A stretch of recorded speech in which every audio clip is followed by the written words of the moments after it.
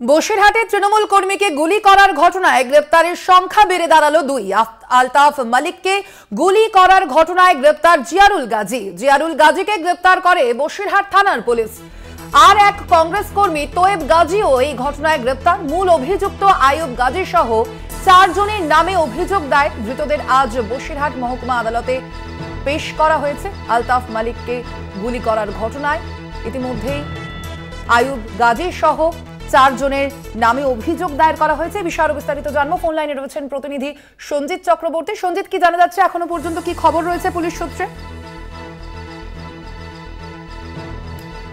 তৃণমূল কর্মীর গুলিকাণ্ডে ইতিমধ্যে 2 অভিযুক্তকে সিসিটিভি ফুটেজ খতিয়ে দেখে পুলিশ গ্রেপ্তার করেছে। এক জিয়ারুল গাজী, একটা তোয়েব গাজী। তাদের আজকে ধৃতদের বসিরহাট মহকুমা আদালতে তোলা হয়েছে এবং তাদের 7 দিনের পুলিশ হেফাজতে নেওয়ার আবেদন জানিয়েছে বিচারকের কাছে বসিরহাট থানার পুলিশ।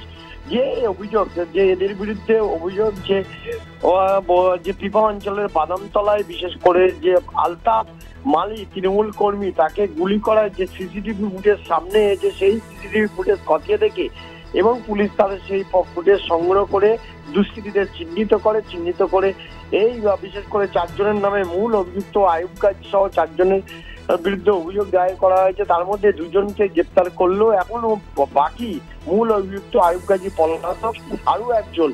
এই নিয়ে কিন্তু মোট তারা জানাতে চাইছেন যে বিশেষ করে এই দুষ্কৃতীরা কিন্তু ওই দিন ঘটনাস্থলে ছিল, এমনটা পুলিশ সূত্রের খবর। কিন্তু তাদের হেফাজতে নিয়ে এদের কাছে নতুন কোনো তথ্য পায় কিনা সেটাও তদন্তকারীরা দেখে নিতে চাইছে। পাশাপাশি যে ফুটেজে দেখা গিয়েছে, অর্থাৎ সিসিটিভিতে দেখা গিয়েছে যে আইয়ুব গাজী মূল যে অভিযুক্ত সহ যেসব দুষ্কৃতী তাদের চিহ্নিত করার কাজ চলছে। সব নিয়ে গোটা প্রক্রিয়ার উপরে প্রশাসন নজর রেখেছে এবং এই আইয়ুব গাজীর বিরুদ্ধে কিন্তু একাধিক অভিযোগ রেখেছে। একদিকে একাধিক খুনের মামলা রয়েছে, এর বিরুদ্ধে বেশ কয়েকবার খুনের অভিযোগে তিনি জেলও খেটেছেন। পাশাপাশি এর বিরুদ্ধে বিশেষ করে এক সিপিএম নেতা খুনের অভিযোগে তিনি প্রায় 3 থেকে 4 বছর জেল বন্দী ছিলেন। পাশাপাশি এছাড়াও বেশ কয়েকটি খুনের মামলা ছিল এই আইয়ুব গাজীর বিরুদ্ধে।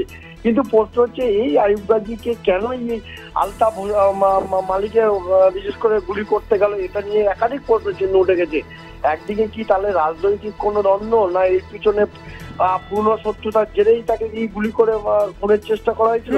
সবটাই তদন্তকারীরা দেখে নিতে চাইছে। এদেরকে হেফাজতে নিয়ে নতুন করে তথ্য পায় কিনা সেটাও দেখছে বসিরহাট থানার পুলিশ। একদম সঞ্জিত, তুমি সঙ্গে থাকো আমাদের।